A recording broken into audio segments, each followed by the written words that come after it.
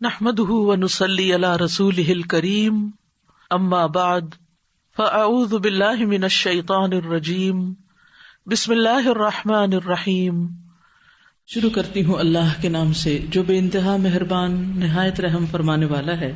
انا بے شک ہم آتینا کا عطا کی ہم نے آپ کو الکوثر کوثر، فصلی پس نماز پڑھیے، لربک اپنے رب کے لیے، ونحر اور قربانی کیجیے، ان بے شک، شان اکا دشمن آپ کا، هو الابتر وہی جڑ کٹا ہے۔ سورۃ الکوثر کا ایک نام سورۃ النحر بھی ہے۔ اس کا ایک رکوع ہے، 3 آیات 10 کلمات ہیں۔ قرآن مجید کی سب سے چھوٹی سورت ہے، جس کو خانہ کعبہ میں سونے کے پانی سے لٹکایا گیا تو جو اس وقت کا مشہور شاعر تھا لبید، اس نے کہا واللہ ما ھذا کلام البشر، میں اس کا مقابلہ نہیں کر سکتا، کسی انسان کا کلام نہیں۔ سب سے چھوٹی سورت نے اس کو عاجز کر دیا۔ الکوثر کا لفظ جو ہے یہ کثرت سے ہے، کثرت سے، اور الکوثر کا لفظی معنی ہے خیر کثیر، کثیر خیر، بہت زیادہ خیر، اشارہ ہے بڑی کامیابی کی طرف۔ نبی صلی اللہ علیہ وسلم دنیا کا سب سے مشکل ترین کام لے کر اٹھے تھے، اور اس کام کے لیے آپ نے اپنا سب کچھ کھو دیا تھا، ہر طرح کی قربانیاں کی۔ آپ کا بزنس اور آپ کی قوم کی ناراضگی، خاندان کی ناراضگی، اور اس کے علاوہ بھی بہت سی تکلیفیں، ہجرت، جہاد، کئی چیزیں، اور آپ کے بعد جو بھی اس راستے پہ چلتا ہے اس کو مشکلات آتی ہیں، کبھی معاشی پریشانی آتی ہیں، کبھی اولاد کا مستقبل تاریک نظر آتا ہے، کبھی لوگ ناراض ہوتے ہیں، رشتہ دار ناراض ہوتے ہیں، کبھی ساتھی کم ہو جاتے ہیں۔ ایسی صورت میں انسان کو کبھی بھی گھبرانا نہیں چاہیے۔ یہاں نبی صلی اللہ علیہ وسلم کو تسلی دی جا رہی کہ ہم نے آپ کو کوثر عطا کی ہے، لہٰذا آپ شکرانہ ادا کیجئے، نماز پڑھیے، قربانی کیجئے۔ آپ کا جو دشمن آپ کے خلاف ہے وہ آپ کا کچھ نہیں بگاڑ سکتا۔ حضرت انس رضی اللہ عنہ کہتے ہیں کہ آپ ہمارے درمیان مسجد میں تشریف فرما تھے کہ آپ پر ہلکی سی اونگ طاری ہو گئی، پھر آپ نے مسکراتے ہوئے سر مبارک اٹھایا تو ہم نے عرض کی کہ آپ کیوں مسکرا رہے ہیں؟ آپ نے فرمایا انزلت علی آنفا سورۃ، میرے اوپر ابھی ابھی ایک سورت نازل ہوئی ہے۔ پھر آپ نے بسم اللہ پڑھ کر سورت سنائی، اور سورت سنا کر فرمایا اتدرون ما الکوثر، یعنی تلاوت بھی سنا دی اور پھر وضاحت بھی ساتھ ہی کر رہے ہیں، تعلیم دے رہے ہیں، کیا تمہیں معلوم ہے کوثر کیا ہے؟ تو لوگوں نے عرض کیا اللہ اور اس کا رسول ہی بہتر جانتے ہیں۔ فرمایا وہ ایک نہر ہے جس کا اللہ نے مجھ سے وعدہ کیا ہے، اس میں خیر کثیر ہے۔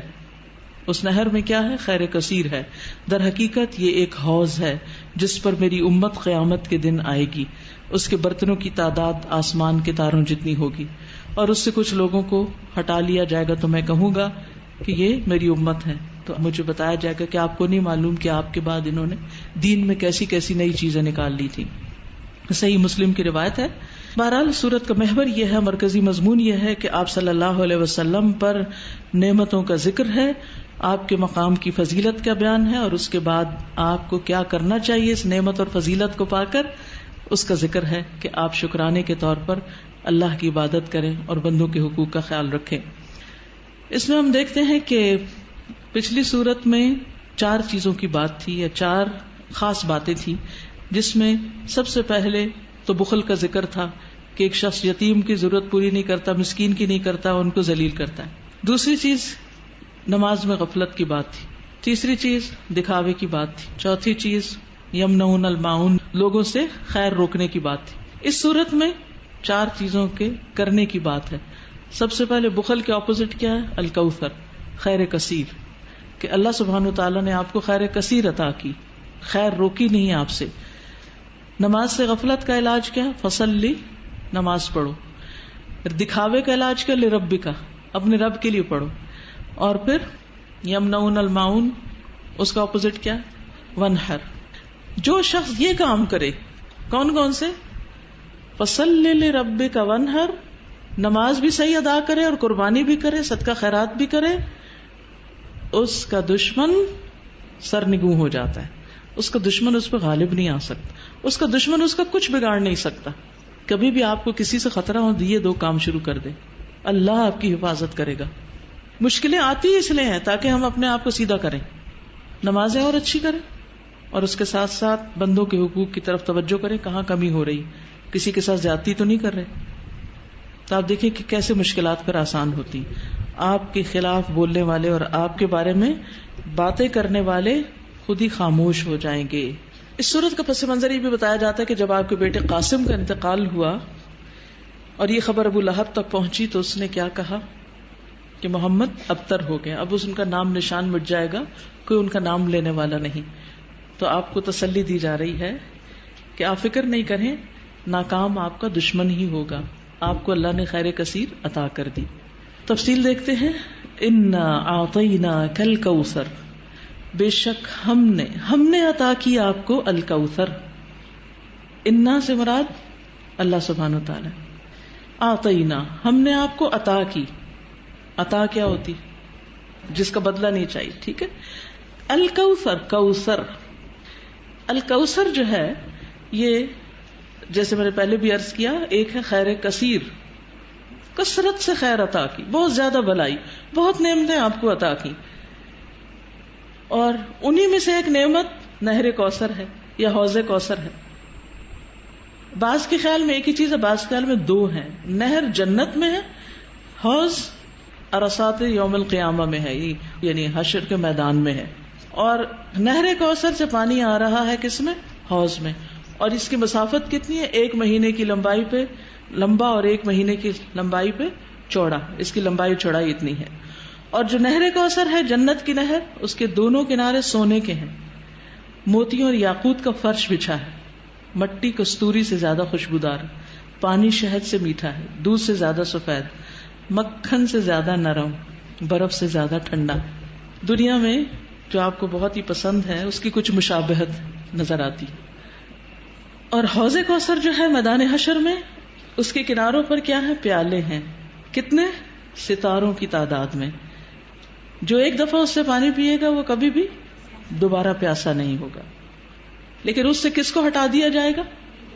جو بدعت کرنے والا ہو، یا جو آپ سے دشمنی رکھنے والا ہو، آپ سے بغض رکھنے والا ہو، اس کو وہاں نہیں آنے دیا جائے گا.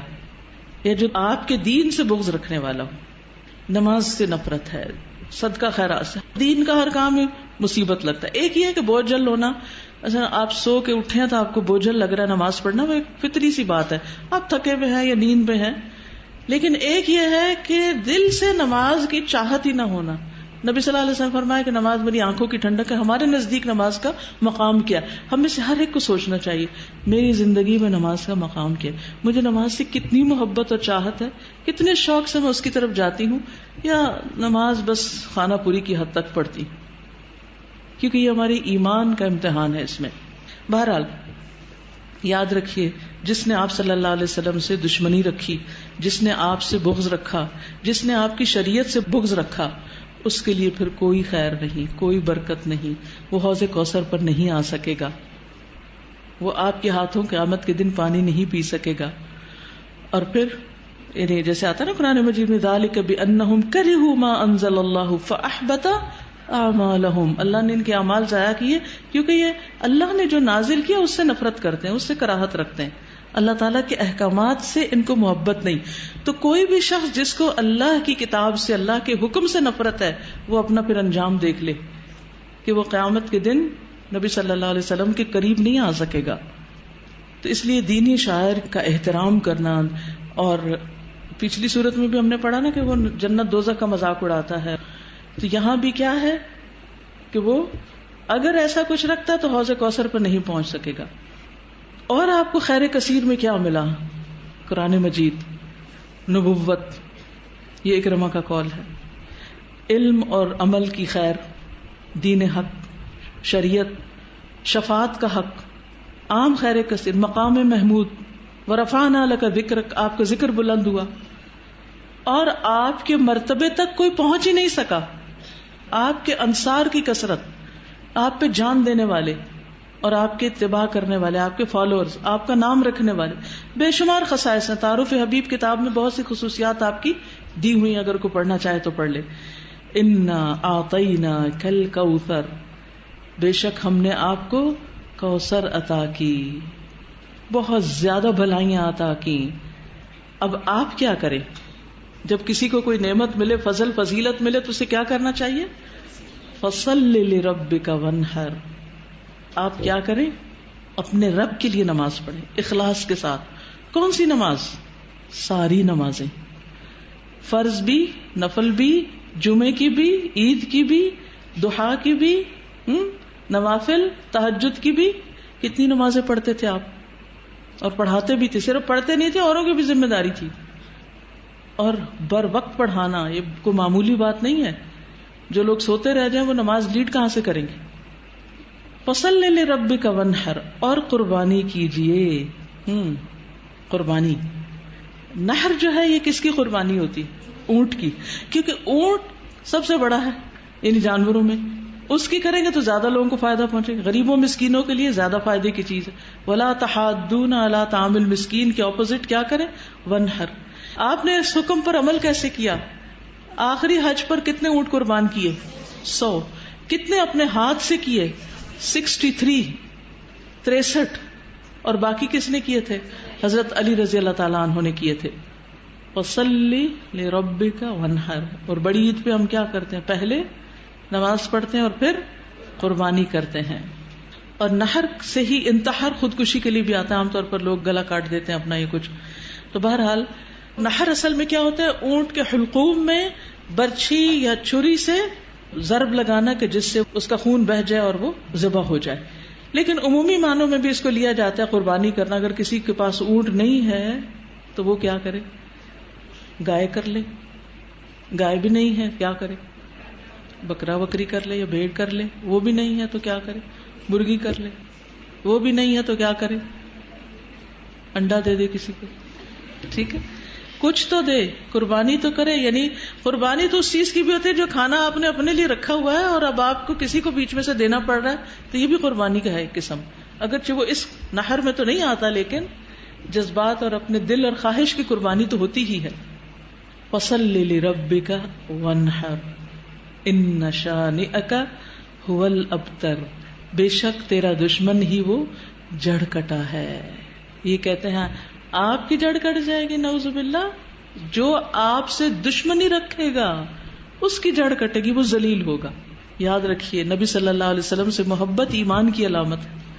اور آپ سے کسی بھی قسم کی بدگمانی اور بیر رکھنا یا آپ کی سنتوں کو فالو نہ کرنا یا آپ کو سب سے زیادہ عزیز نہ رکھنا، آپ کے طریقوں کو کم سمجھنا اور اس کے مقابلے میں دوسرے لوگوں کے طریقوں کو اوپر رکھنا، سنتوں کو حقیر سمجھنا اور نئے نئے جو فلسفے آ رہے ہیں اور نئی نئی باتیں جو بتاتے ہیں لوگ سنت کے خلاف ان کو لے لینا، یہ انسان کے لیے خیر اور برکت اور بھلائی کا باعث نہیں ہے، انسان کے لیے ذلت کا باعث ہے.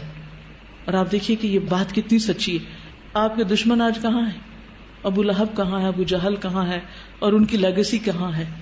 اور اس کے برعکس محمد صلی اللہ علیہ وسلم کی امت اور آپ کا ذکر خیر اور آپ کا لایا ہوا دین اور آپ کے چاہنے والے اور سب سے بڑھ کر آپ کے مشن کو آگے لے جانے والے، آپ کے دین کو دوسروں تک پہنچانے والے بے شمار ان گنت، جنہیں اپنی ذاتی زندگی اور اپنی ہر چیز سے زیادہ یہ بات محبوب ہے کہ وہ اللہ کے دین کو جو محمد صلی اللہ علیہ وسلم لے کر آئے آپ کے نقش قدم پر چلتے ہوئے اس کو آگے لے کر جائیں اور اس کے لیے اپنی جان مال وقت ہر چیز کو لگائیں.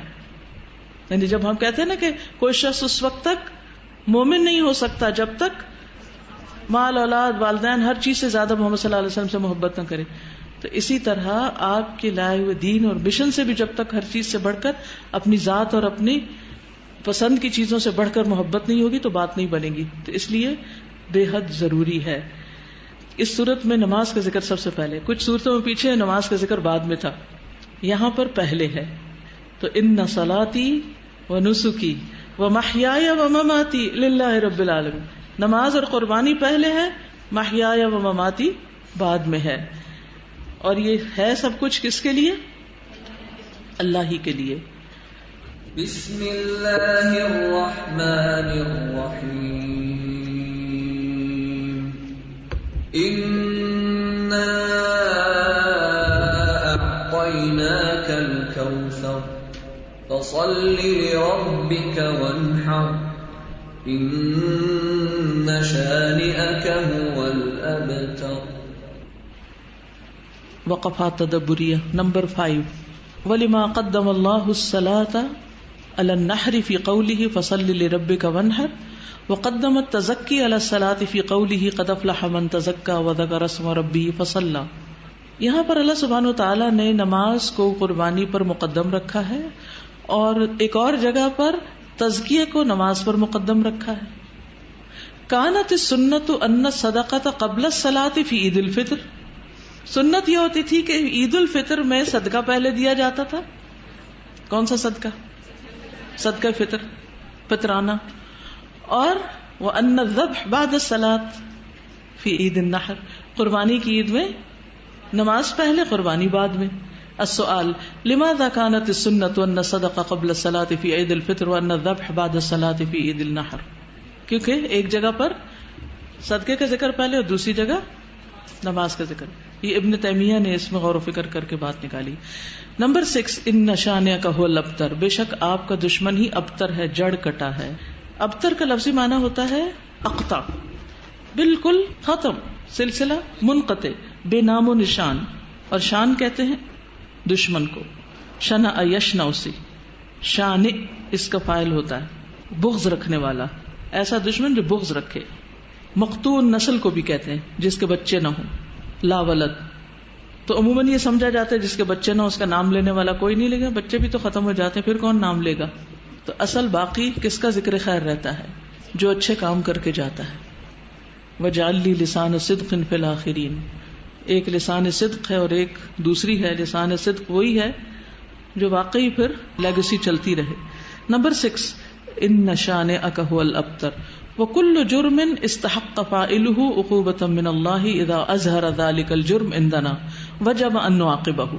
ہر جرم اس کے کرنے والا مستحق ہے اللہ کی طرف سے سزا کا جب وہ اپنا جرم ظاہر کر دے، اور اس پہ سزا دینا ہمارے نزدیک واجب ہے۔ ویسے چور کی چوری پکڑی جائے، گواہ مل جائے تو کیا ہے، اس پہ لازماً پھر اس کو سزا دی جائے۔ وَنُقِيمُ عَلَيْهِ حَدَّ اللَّهِ، اور ہم اس پر اللہ کی حد قائم کریں گے۔ فَيَجِبُ أَن نَّبْتُرَ مَنْ أَظْهَرَ شَنْآنَهُ، اور یہ بھی واجب ہے کہ ہم کام تمام کریں جو اپنی دشمنی دکھائے، وَأَبْدَى عَدَاوَتَهُ، اور اپنی عداوت ظاہر کرے۔ ما الفرق بین من اظہر معصیتہ ومن اخفاها، کیا فرق ہے اس میں جو اپنی نافرمانی کو ظاہر کرے اور اس میں جو اس کو چھپائے؟ کیا فرق ہے؟ جو ظاہر کرے اس کو سزا دی جائے، اور جو چھپا دیا چھپ گیا پھر اس کا معاملہ اللہ پہ، چاہے تو معاف کر دے اس نے توبہ کر لی، اور چاہے تو سزا دے۔